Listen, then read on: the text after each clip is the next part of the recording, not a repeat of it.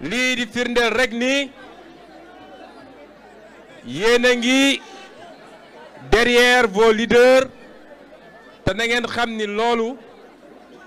leader bu ko am dara desetu la lu dul dem ci mbir mi ba jeex ci tàkk rek. may nuyu leader yi fi nekk yépp ku gis lii ku gis plateau bii ñi fi nekk ñépp ngeen may ma wax leen ni ku gis Cheikh Tidiane Youm wala ma ne ku gis sëñ Moustapha Sy gis ci wetam honorable mon jeune frère un de mes rares dans la classe politique Déthié Fall gis suñu sëriñ suñu kilifa sëñ Mansour Sy gis nag suñu doyen bu exceptionnel efficace def liggéey bu extraordinaire ci coalition bi te nit ñi xamuñu ko peut-être muy suñu doyen Habib Sy gis ci wetam docteur Cheikh Tidiane Dièye bi avenir bi ñu bëgg gis suñu shérif Ahmed Aïdara waaye defe naa Alaaji Malick Gakou ak ñi fi nekkul ñi fi teewul parce que newuñu fi sama yaay ji Aïda Mbodj ñu ngi koy ñaan mu yokk ñaani ndax actuellement ma nga Màkka di umra de Cheikh Tidiane Dièye Moustapha Guirassy Djibril Diop mon frère Thiam Babacar Diop defe naa fàttewuma kenn waaye su ma fàttee nañu comprendre ku gis lii yëpp daje nga xam ni lii du coalition bu ndaw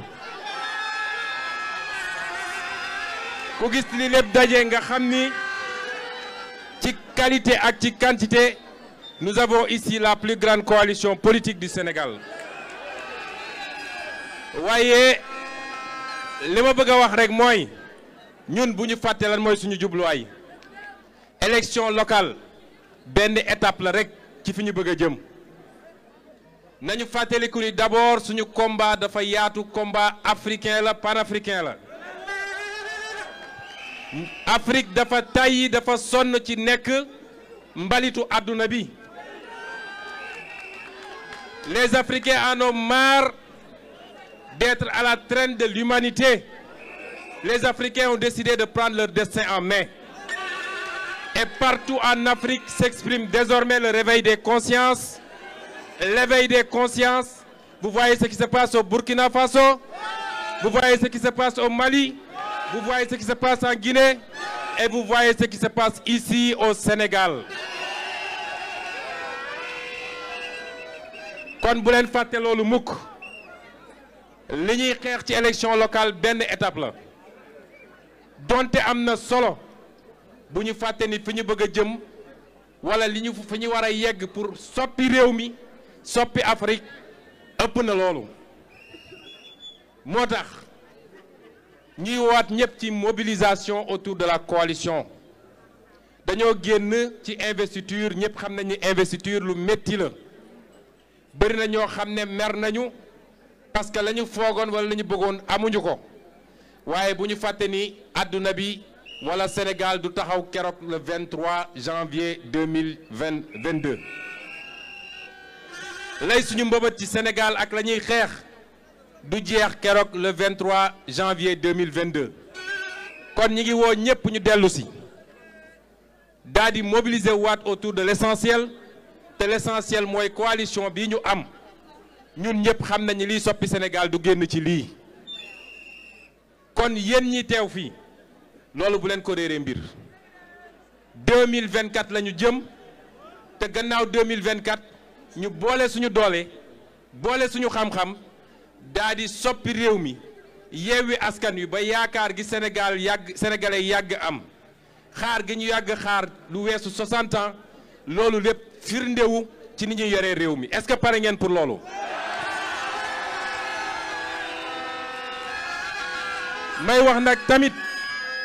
may wax tamit ne élection la ñu jëm dégg naa ay nit di jël ay initiative ne dañoo bëgg mbooleem ñi séq mbir mi daal di signer benn charte pour la non-violence man de damay wax man Ousmane Sonko du ma signer benn charte pour la non-violence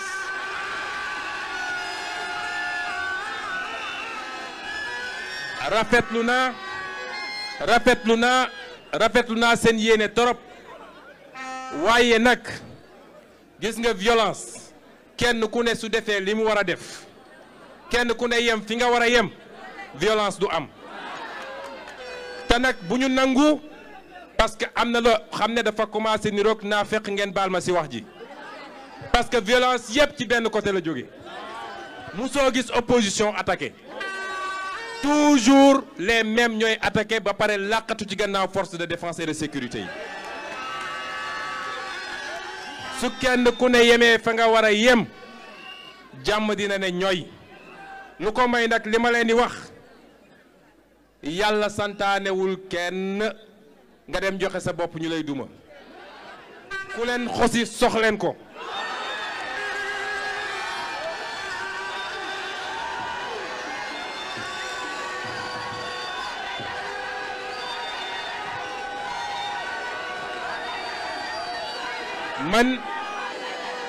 man maa ko wax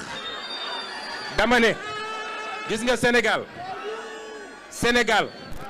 dafa am ay nit yoo xam ne heureusement bariwuñu ñun mën nañu wër ci télé yëpp di ñu saaga loolu taq ci der day romb mën nañu fay ay nit ñuy bind bis bu ne di wax lu ne ci ñun day romb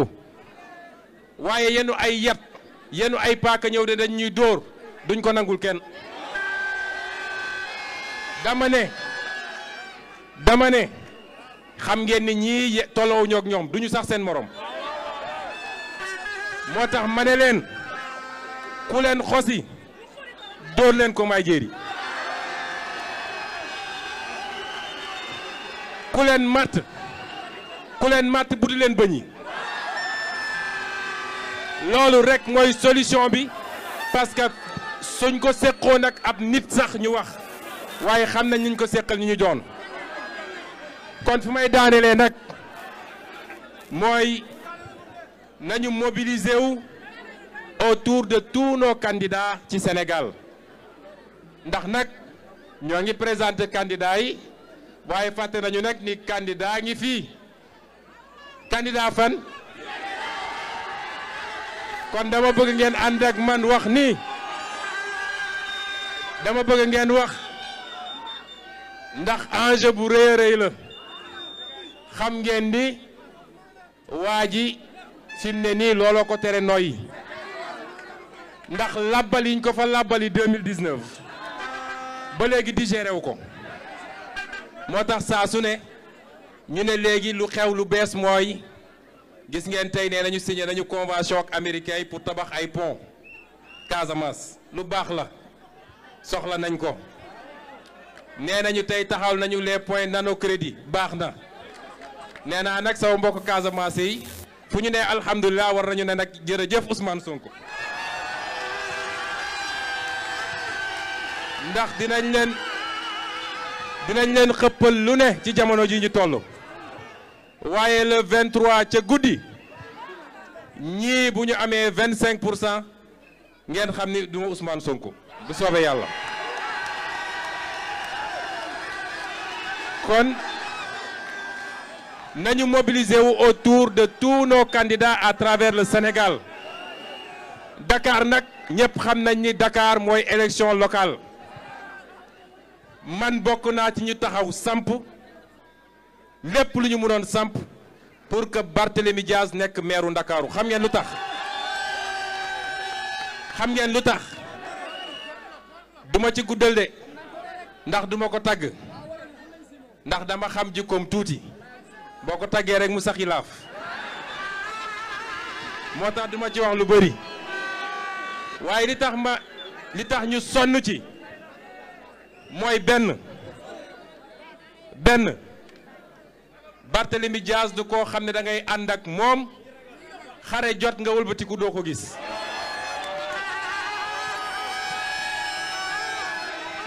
te man nag loolu laa gëm ñaareel bi foofu lay daanele Barthélémy Diaz kenn du ko jox mairie mu jaay ko Macky Sall dina ko jël en tant qu'opposant dina ko yor en tant qu'opposant ba 2024 ñu yendu waa ji ba biir bi weextaal ñu ne ko rëpp mu yor ko mu continuer ko yor en tant que ku bokk ak ñiy defar réew mi soppi réew mi moo tax ma ne Barthélémy Dias maire de Dakar asalaamualeykum.